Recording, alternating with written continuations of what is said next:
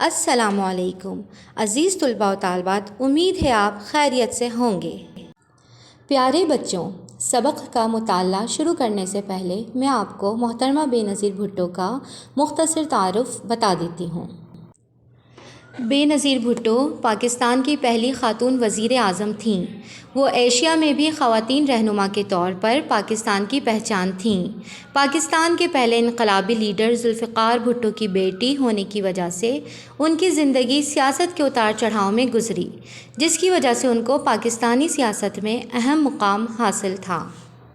گزشتہ لیکچر میں ہم نے بے نظیر بھٹو کے دوسرے دور حکومت کے قائم ہونے اور ان کے دور میں ہونے والی صنعتی، زرعی، تعلیمی اور صحت سے متعلق اصلاحات کا جائزہ لیا۔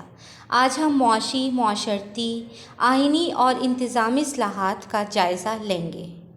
بے نظیر بھٹو کے دوسرے دور حکومت میں ملک میں ترقی کی رفتار تیز ہوئی، گیس کنیکشنز فراہم کیے گئے، اسٹیل مل کو منافع بخش ادارہ بنایا گیا، وومن پولیس اور فرسٹ وومن بینک قائم کیے گئے۔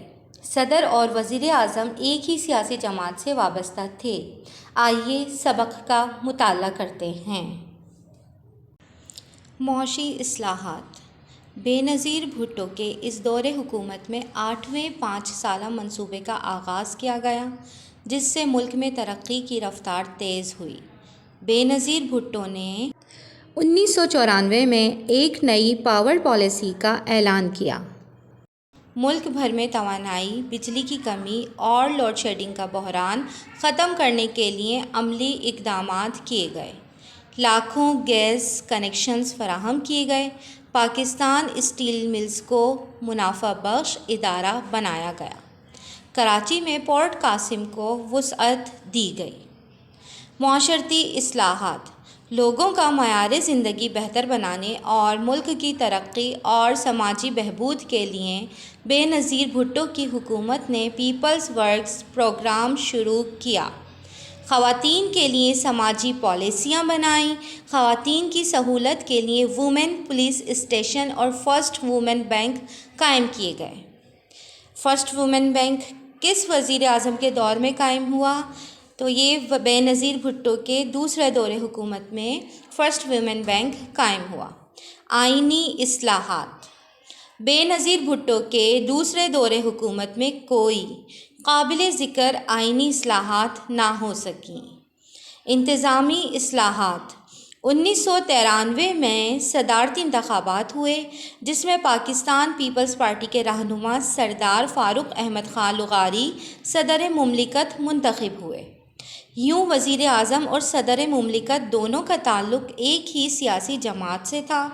دوسرے ممالک کے ساتھ اچھے تعلقات قائم کرنے کے لیے اقدامات کیے۔ حکومت کا خاتمہ۔ اگرچہ محترمہ بے نظیر بھٹو کا دوسرا دور حکومت پر اعتماد اور بہتر تھا، مگر اس مرتبہ بھی ان کی حکومت زیادہ عرصہ نہ چل سکی۔ اس مرتبہ پاکستان پیپلز پارٹی کے اپنے منتخب کردہ صدر سردار فاروق احمد خان لغاری نے متعدد الزامات لگا کر آئین کے آرٹیکل 58(2)B کا استعمال کرتے ہوئے 5 نومبر 1996 کو محترمہ بے نظیر بھٹو کی حکومت برطرف کر دی، قومی اور صوبائی اسمبلیاں تحلیل کر دیں اور نئے انتخابات کرانے کا اعلان کیا۔ طلباء و طالبات، آج کے پڑھائے گئے سبق میں سے جو مختصر سوالات بنتے ہیں وہ اس طرح ہیں کہ نئی پاور پالیسی کا اعلان کب ہوا، جس کا جواب آپ کو معاشی اصلاحات میں مل جائے گا۔ اس کے بعد خواتین کی بہتری کے لیے بے نظیر نے کیا معاشرتی اقدامات کیے، یہ معاشرتی اصلاحات میں موجود ہیں۔ کیا بے نظیر بھٹو کے دور میں کوئی آئینی اصلاحات ہوئی تھیں؟ تو اس کا جواب ہے جی نہیں۔ آپ نے بے نظیر بھٹو کا دوسرا دور حکومت بقیہ نصف اچھی طرح ذہن نشین کرنا ہے۔ اللہ حافظ۔